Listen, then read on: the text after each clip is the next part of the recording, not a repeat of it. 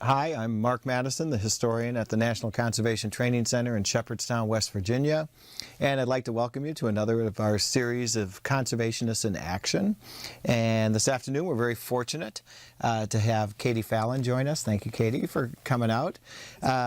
Katie is an author and conservationist. Her most recent book is called Cerulean Blues, A Personal Search for a Vanishing Songbird, in addition to teaching at WVU, if I'm not mistaken, and writing a book.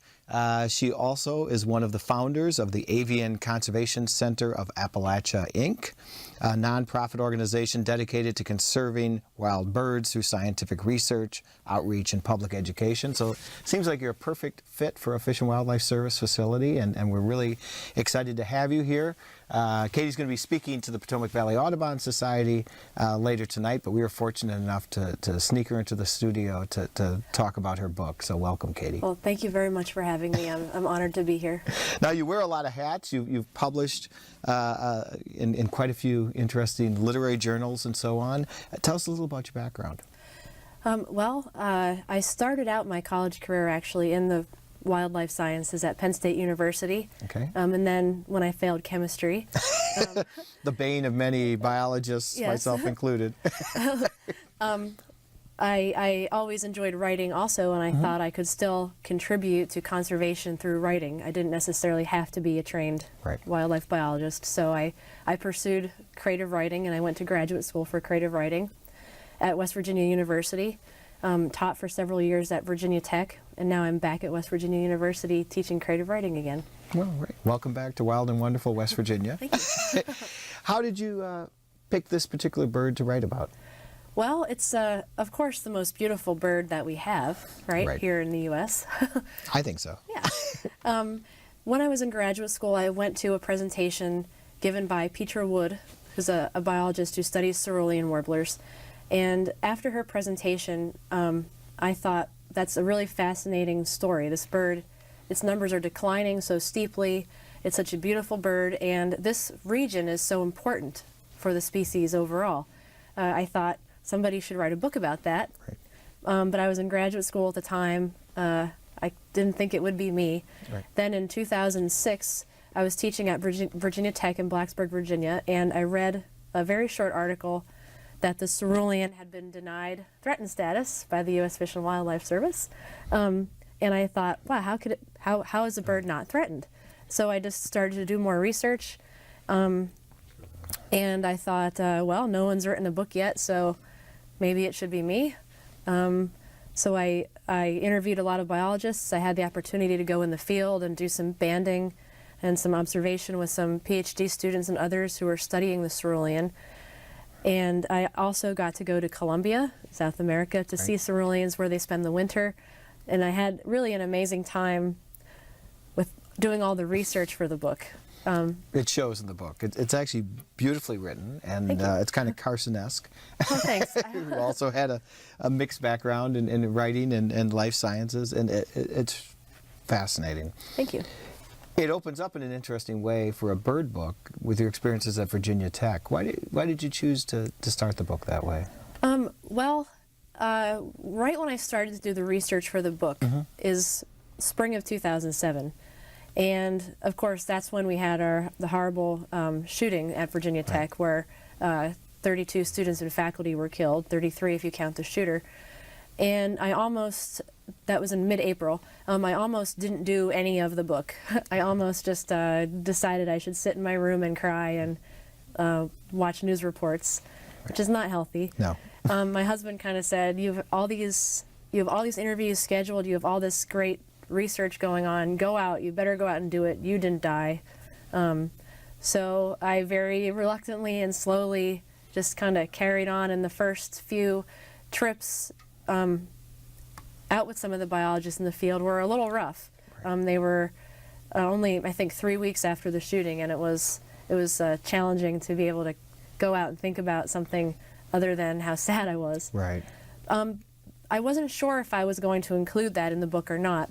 The first version of the book had actually more sad than the published version, and then I took it all out and my agent sent it to the publisher without any Virginia Tech shooting in it at all.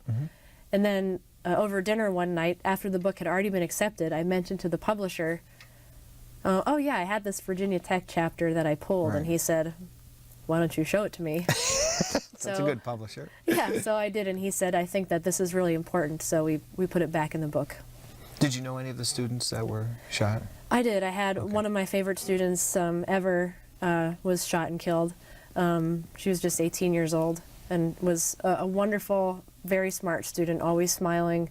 Great. Are you trying to make me cry here? No, no, no. In fact, we're going to get off this right away. Okay. She was an excellent student, though, and you know, it's a shame that happened. She was a beautiful student.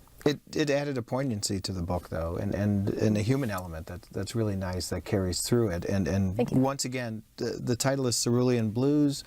Katie Fallon is the author, and it really is a personal journey, discovering quite a bit about this bird and sharing it with the reader. Now, I'm a historian, so I have to ask, how was the bird discovered and named? Which I feel safe asking you because it's in your book.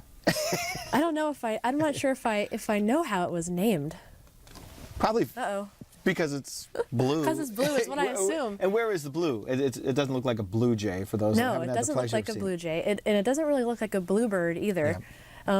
And the bird is much smaller than a blue jay and even smaller than a bluebird. The bird only weighs about 9 or 10 grams, which is the weight of 2 nickels. It's a very small bird.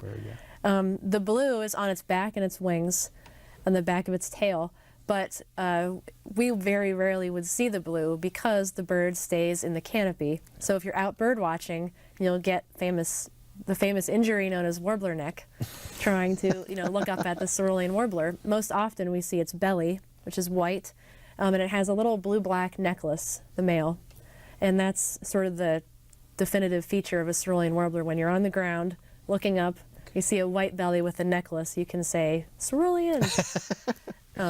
Did early birders identify this, Audubon or some of these guys? Well, Audubon identified Ceruleans in the Mississippi River Valley, and his description was not really accurate of where they like to nest.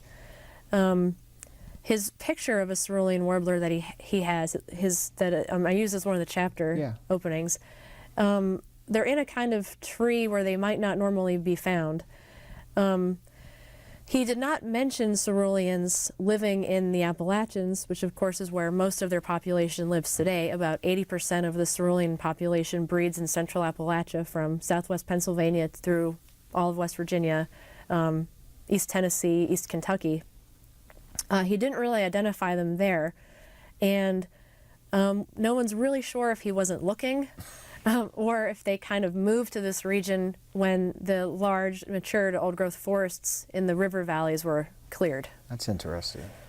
Tell us a little about its natural history. You said it's very little, it's very light. What are some other interesting? It is beautiful. I mean, there's a wonderful picture of it on the front of this book where you can see the blue on its head much easier than you can in the wild. But what else is? Well, it's a beautiful, again, very small bird. 9 grams, again, is very small. Each little wing is only 2.5 inches long. They are one of our later returning migrants. You might not see a cerulean until late April around this part of West Virginia. Maybe even some years a little bit later. First week of May, you're pretty safe to see a cerulean. And then they're leaving fairly early, August. But while they're here, they're eating a lot of caterpillars, leafhoppers, spiders, little insects and spiders that you would find around the undersides of leaves. They tend to nest at least 30 feet, or an average of 30 feet in a tree, very high, often on a horizontal branch. Their nest is very small, made of grapevine bark, some lichens, and some spider webs. They usually attach the nest to the branch with spider webs, which is pretty amazing. For being so high up, that doesn't seem that stable. I know, it doesn't. You're right. And it's really amazing that these birds, they're long-distance migrants. They go a greater distance than some of our other migrants. They go all the way to the northern Andes of South America, Right. Where some of our migrants, stop in Central America. Some might stop in Texas. Right. But the Ceruleans just keep on, go all the way to the northern Andes. Most biologists agree they're a trans-Gulf migrant, and they fly across the Gulf of Mexico during fall migration and hurricane season. It's really amazing that any of these birds make it back at all. Yeah. So when did you see your first cerulean? I saw my first cerulean when I was researching this book, which is a little That's embarrassing. amazing. I know. Well, there are a lot of people, good birders, who don't see ceruleans. It's not just me. Yeah. So tell us about your first experience. It makes a nice chapter. Okay. Well, one of And I wasn't sure that was your first time. It was. Yeah. That was my first cerulean. I went out birding with one of my good friends, Hiller Klandorf, who teaches in the Animal and Vet Science Department at West Virginia University. He's officially a poultry physiologist, but secretly, he's a professional birder. Okay. I mean, he is very active in local Audubon groups, and he does a lot of birding. He's been known to jump out of moving vehicles to see birds and trespass. Sounds like a dangerous guide. Yes, yes. Well, Hiller and I went birding at Cooper's Rock State Forest just outside of Morgantown on a trail called the Raven Rock Trail, which ends at a beautiful overlook. It's less than 4 miles round trip, and it's a fairly reliable spot to see ceruleans. So Hiller and one of Hiller's students and myself went out on the Raven Rock Trail one morning in early May of 2007, and Hiller heard a cerulean singing and took off running through the woods, and I happily kept up with him. And he said, "The bird is in this tree," and I looked up and saw the bird with its necklace. And I often try to make other warblers into cerulean warblers, like the black and white warbler, black-throated blue warbler, sort of have some similarities with the cerulean, but once you see that necklace, you can be confident that's what you have. Does it have a very distinct song, the cerulean? Its song is buzzy and ascending. It's been described as a zer zer zer zer zer zee, or just a little sneeze. One of the biologists who studies ceruleans thinks that they sound like they're saying tiff tiff tiff Tiffany. That's her name. So it's appropriate for approaching Mother's Day. Yes. You mentioned West Virginia has a large population of Yes. ceruleans. Do we have the largest of any Well, state? it's debatable. Okay. I think we do have the largest population. I've read that we might have a third of all breeding ceruleans, which is a good chunk of them. There are some places in East Tennessee that might kind of argue a little bit with West Virginia, that they might think they have more, but we have a lot of them in West Virginia. And you can see them at some places in the northern panhandle, some places here in this part of the state in the eastern panhandle, and then southern West Virginia. So there are places all throughout the state where you can see them. They're very thick in southern West Virginia around the New River Gorge. Okay. You can see a lot of ceruleans there. It raises a question. I mean, because it's such a hard bird to identify and see, are we confident with the counts we have of ceruleans? Probably not. I've read that estimates, total population estimates from 300,000 to 500,000, which is quite a large... Yeah, that's quite a spread. That's quite a spread. So it's they're difficult to see. I mean, they're very small and they stay high in the trees. So if you're not really good at finding ceruleans, it can be difficult to count them. How are they doing in West Virginia? Well, it's as far as I know, right now they seem to be absent from some places where they used to be. There are some places in the northern panhandle, I guess, where they used to be more abundant than they are now. Lewis Wetzel Wildlife Management Area is one. I talk about that in the book, and I visited that a few times. I have heard that they are not as common there as they were just a few years ago when I researched the book. But I just got back from a birding festival around Fayetteville, and it certainly seemed like they were doing fine there. But as they lose habitat or habitat changes, Right. we would certainly lose ceruleans. If they don't have a spot to nest and make more ceruleans, their populations will decrease. One of the more shocking chapters in your book was the impact of mountaintop removal on the Ceruleans. Talk a little about that. Well, mountaintop removal coal mining, which of course is controversial here in West Virginia, Right. and elsewhere too. But some of my friends from other states see pictures of mountaintop removal coal mining in West Virginia and say, "How do you let that happen?" Right. And it can have a devastating effect on a lot of species, not just ceruleans. But ceruleans are generally considered an interior forest species. They don't like edges. They don't like big edges, like a road or a trail. Those kind of edges, they don't mind, and they might even prefer to be around a small edge like a road or a trail. But a huge edge, like that which is created by a mountaintop removal coal mine, is too big for ceruleans. They want to avoid that edge. So that coal mining not only removes their habitat outright, but it degrades habitat around it. And one thing that is important to ceruleans, at least in Appalachia, is ridges. So ceruleans seem to prefer to nest on ridges where there are hardwood forests, mature to old growth hardwood forests. If you remove an entire ridge, you're changing the whole topography of the land. I mean, you're not giving the ceruleans the kind of elevation that they like in this part of the country, and you can't really put the mountain back.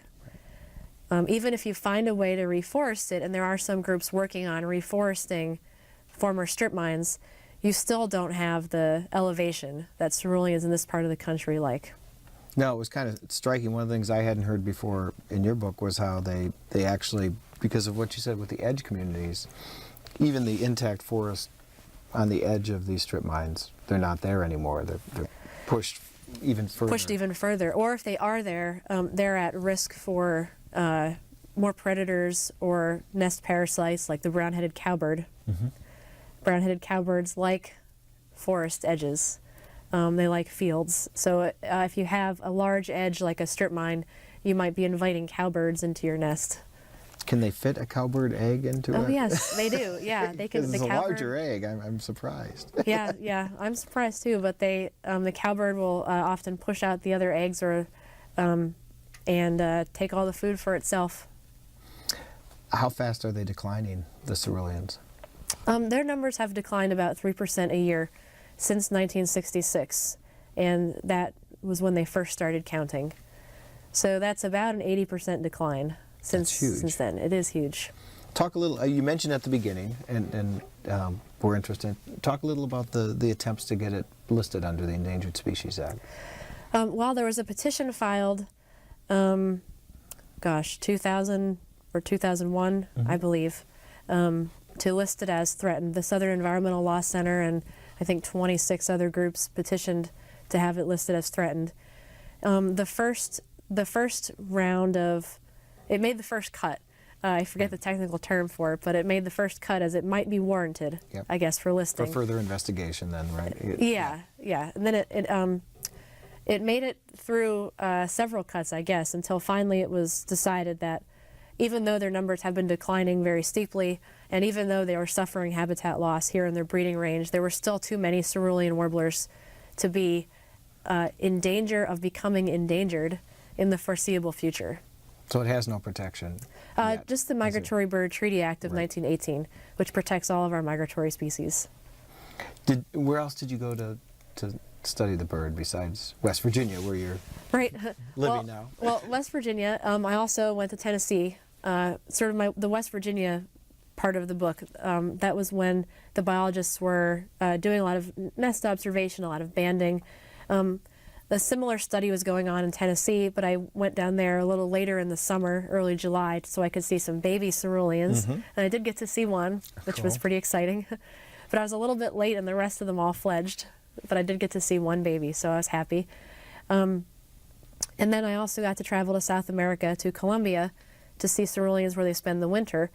The one part of, I missed going to the stopover habitat in Central America.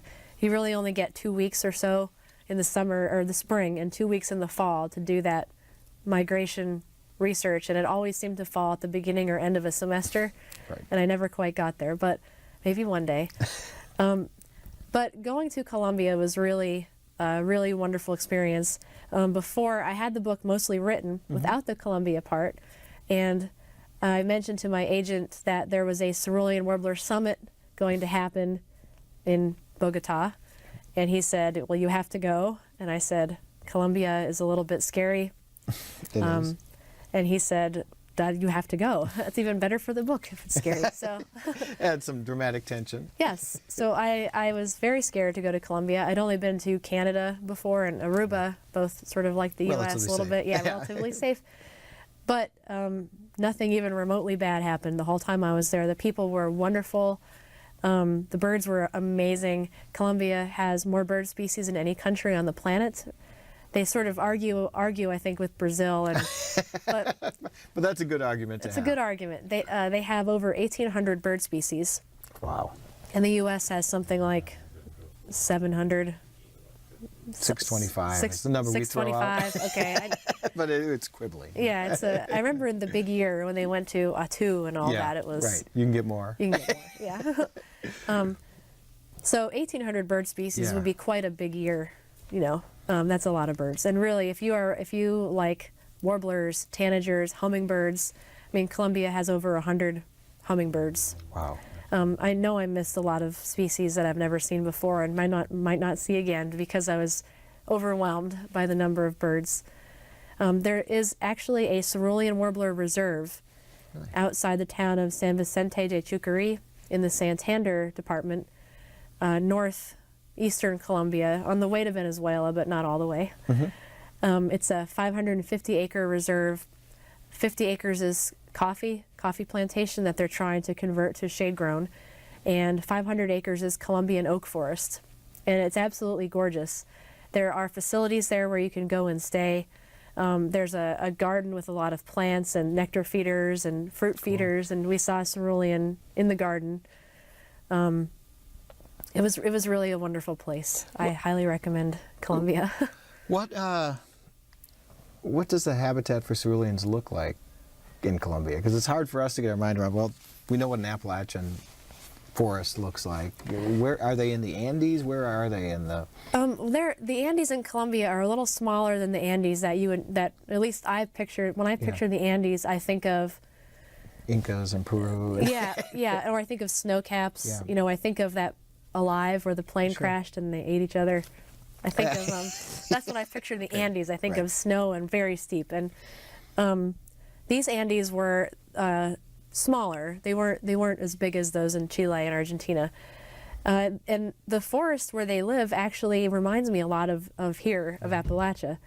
We went for a walk through a section of forest that was kind of an untouched sort of section of forest, and I mean, there's life at every level. I mean, there were plants on the ground, plants hanging, vines, and then large trees, and just birds at every layer of the forest, and the whole thing seemed alive, and which is a lot like a hardwood forest in Appalachia. I mean, there's life at every level. Very cool. It was a really similar feeling being in the forest in both places. What are the major challenges to the ceruleans in Colombia? Well, a lot of the habitat there, it's deforestation again, which is the problem that ceruleans have kind of everywhere. Yeah. In Colombia, the deforestation is primarily due to agriculture, particularly coffee. Also cattle and some other kind of crops, but coffee, the coffee growing region in Colombia overlaps with the region where ceruleans like to spend the winter. So that's a problem if you cut down all the trees to grow coffee. Right. The traditional way to grow coffee in the tropics is to grow it under the shade of the canopy. So you would leave the canopy trees, grow coffee in the shade. That's good for a lot of reasons. One, you don't have to worry about erosion if you have trees and a lot of other vegetation in addition to the coffee. You don't need to use as much in the way of pesticides. You have nature's pesticides, the little birds, eating the insects. It's also, the soil is rich because of all the plant diversity.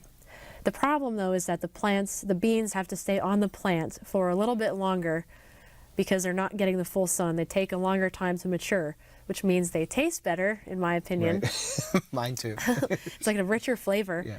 But the farmer can't turn a profit as quickly.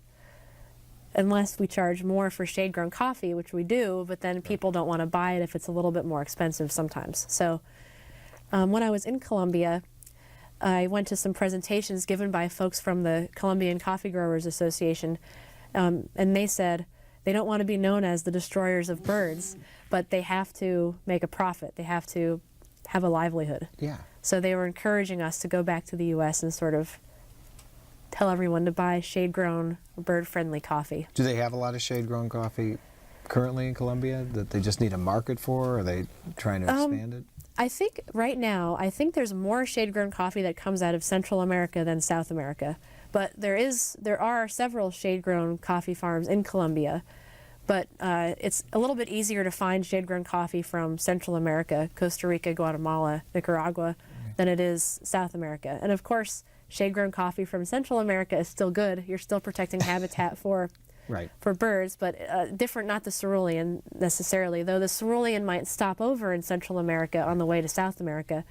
But Central American shade-grown coffee farms, you'd help the golden-winged warbler by buying shade-grown coffee from Central America, wood thrush, chestnut-sided warbler, and of course a lot of endemic species that would stay put in Central and South America all year. Your discussion of shade-grown coffee was very thought-provoking. There's some types of shade-grown coffee you noted that don't really help the birds. Tell us a little about that. Right. Which I hadn't heard before. I mean, that was interesting. Well, what I learned from doing some of this research is that there are a lot of certifications for coffee, and they all mean different things. Certainly certified coffee of any kind is probably better than any kind of uncertified coffee. I learned that the USDA organic label is very expensive and can be very difficult for small coffee farmers. The different kinds of shade-grown coffee in particular, though, is interesting. The Smithsonian Migratory Bird Center has a little green and white logo that's usually considered to be the strictest, they have the strictest criteria of any of the shade-grown labels. They specify what kind of trees have to be shading the coffee plants, you know, the heights of the trees, that kind of thing. Some coffee that might call itself shade-grown, the shade might be provided by banana trees, but you're not providing the same kind of habitat. Banana trees don't really attract the neotropical migrant songbirds like the broadleaf evergreen trees that are native. Bananas can be great if you grow bananas kind of amongst the coffee. It can be a secondary source of income for the farmer, but it doesn't really provide a great habitat for songbirds. So some coffee that might call itself shade-grown but might not be certified by somebody like the Smithsonian Migratory Bird Center might not be as good as it could be. Yeah. Did you meet a lot of local ornithologists and birders in Colombia? I did. I'm curious what they think of us. I mean, do they say, you know, well, why do you guys keep blowing up your mountains and killing them in the north, and then, you know, we set up these preserves, but fewer are coming back, or what are their attitudes? Because we don't hear that side of the story very often. Well, something interesting I learned at the summit is that about 75% of the studies on neotropical migrants take place on the breeding grounds. So there haven't been a lot of studies where the birds spend the winter. That's one thing I learned I never really thought of before. I also learned that Colombia, as I'm sure you know, has a very kind of turbulent recent past. Right. There are several guerrilla groups in Colombia that are, you know, very famous for kidnapping people and then holding them for, you know, months to 8-10 years. These membership in these guerrilla organizations has decreased in the last 10 years or so due to an array of complicated factors. One consequence of the guerrilla groups' numbers decreasing has been now that biologists can go in and study parts of the country that were unsafe to travel in before. That makes sense. So in a lot of ways, these guerrilla groups were sort of the ultimate leave-no-trace campers. Yeah. Because they wanted to use the forest and landscape to hide, you know, to evade their capture. So they did their best to leave not everywhere, but some of their camps, they left it very forested, which is good for birds. However, at least when I was researching this book a few years ago, Colombia was, I believe, third in the world in landmine fatalities. Wow. Because when these guerrilla groups pulled back from their camps, they left landmines, hoping to sort of blow up the military or the police coming in to search. Unfortunately, people besides the military and the police have been harmed by these landmines. But it really made me think, if you're a biologist studying birds in Colombia and you're going into a very remote area where no one but guerrillas have been for a while, you're literally risking your life going in to study the birds. It would be very nerve-wracking. Certainly. What about the Colombian people? Did they seem to feel affinity for their native birds the way they did? People like you do in this country? Well, yes. I went to when I went to the town San Vicente de Chucurí, which is right near the Cerulean Reserve. About 20 folks from the U.S.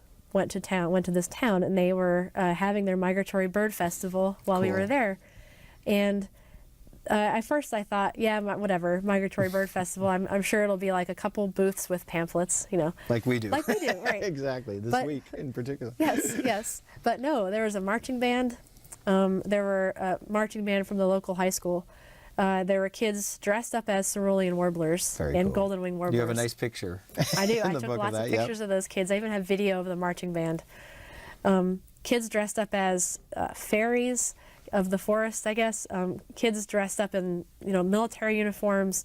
Just this whole the parade kept coming with all these children, and the theme was birds. And then several of the kids had puppets, Cerulean Warbler puppets. I like that.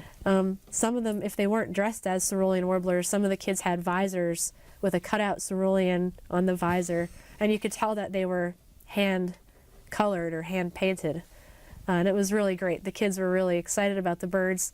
We went birding with the kids in the town square, just a small sort of 14-acre park in the town, and the kids were pointing out birds left and right, using their scientific names. Well, that's amazing.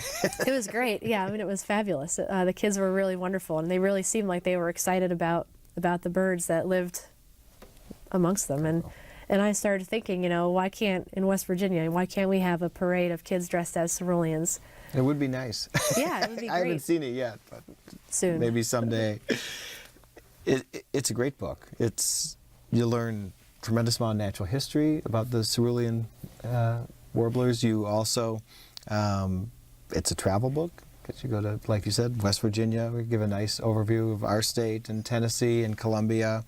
It's got a personal journey, which is always fun. It allows entry in there. Who did you see as the audience for this book? Well, something the publisher, I'm sure, made you write down at one point in the proposal process. Well, I hope that the audience is, I hope it's everyone. Everyone should buy the book. I hope the audience is, I was hoping to write the book in a way that was technically accurate. I always get very mad when I read a book and someone gets the biology incorrect. Right. So I tried very hard to make sure that everything was scientifically accurate, and I had many people read it to make sure I was not misquoting or anything, So I wanted the book to be accurate, but I also wanted it to be fun. I didn't want it to be just a nonfiction book about ceruleans that wasn't entertaining to read. So I try to be funny. It is. Thanks. I try to include enough personal stuff so people feel like they're kind of going along on the journeys with me. Sure. But also technically accurate. So I was hoping that the audience could be birders, definitely. I mean, this is a favorite bird for most bird watchers I know. I mean, the cerulean is everybody's favorite. How could it not be? I also wanted the audience to be maybe people who watched birds at a bird feeder, were interested in birds, but maybe weren't as hardcore yet. Going to Colombia. Yes. And I hope that somebody like my mom could read the book. My mom is, she loves birds, she feeds birds, but she has never gone on a bird walk or a bird trip. But she is kind of an environmentalist. And I wanted, I thought I had her in mind. Somebody who has an interest in natural history, but maybe hasn't taken the next step yet. What do your students think of the book? Well, they have to tell me they like it. So. That's true. So, I mean, haven't had much criticism from my students, but they'll get an F-, if they don't like my book. It So and write a rave review. yes. One last question as we wrap up. You are an educator, and this occurred to me when you were talking about Colombia and the young people over there. And I know you have a child too. And do you think there's a way to encourage young people to feel a connection to birds or any type of wildlife the way you do? I hope so. I mean, my first word was bird. Your mom told you that? Yes, yeah, Awesome. My mom has recorded the date of when I said my first word. She used to hold me in front of the bird feeders and say, look at the birds, until I finally said bird. I think that getting kids outside, I mean, the world is amazing. I mean, Right. there are all kinds of amazing things in the world, from, little caterpillars to little birds like the Cerulean Warbler, or fish, or salamanders. I mean, some of these, small amphibians are so brightly colored and so amazing that how could you not look at them and think, wow. That's pretty cool. But you have to get the kids out there, and let them. At least with my daughter's, 8.5 months old, and she's been very dirty so far. We don't really encourage her to eat dirt, but Right. it happens, I'm sure. It does. And she definitely has eaten some dandelions already. I think getting kids out there is great, and one way certainly to encourage kids is maybe hosting kids walks or family hikes that are easy, where you do things like turn over rocks. You wade in a stream and your feet get wet, and who cares? Your feet get wet. It's just water. Feel the mud in between your toes. Another great way to get kids interested in wildlife, the organization you mentioned that I co-founded, the Avian Conservation Center of Appalachia. One of our missions is to educate the public and do outreach programs. And we currently have 2 non-releasable birds that we take around to schools and scout groups and anybody interested really, and do educational programs and get these kids up close to live birds, which is really wonderful. The kids really love it. We have a barn owl, and it's a bird that's not often seen in West Virginia. There are some here in the Panhandle in Hardy County, but elsewhere in the state they're very rare or absent. So getting the kids up close to a barn owl like that is really amazing, and they just love it. And I've had several classes of children, send us notes with drop pictures they drew of the barn owl, and I love birds. So getting kids up close to wildlife in that kind of setting, and also getting kids up close to wildlife just out on a hike, bugs, and they're wild too. Okay. Is your next book going to be on birds? Of course. Well, you got the bird bug. That's good. Yes, the book I'm working on right now, which is going more slowly than I would like, and I blame Laurel, my baby, for that. The next book is about vultures, so I'm kind of going from small... The most beautiful lovebird. Yes, yeah, I'm going from small, cute, and declining to kind of large, maybe less cute, and probably increasing. Well, Katie, this is a wonderful book, and once again, the title is Cerulean Blues, A Personal Search for a Vanishing Songbird. I really enjoyed reading it. I read it in a night. Oh, wow. And not just because I'm a procrastinator. It was a week ago. And it's a great history of the Ceruleans, and you learn quite a bit about the environmental history of West Virginia, Tennessee, and Colombia in particular. Was fascinating, and I appreciate you coming out here, and I really hope you'll come back with your vulture book. We have more turkey vultures than we do ceruleans here. Right. Most places do. We'd like to learn more about them. So thank you very much. Great. Well, thank you. And thank all of you for tuning in. Really appreciate your time, and thanks again.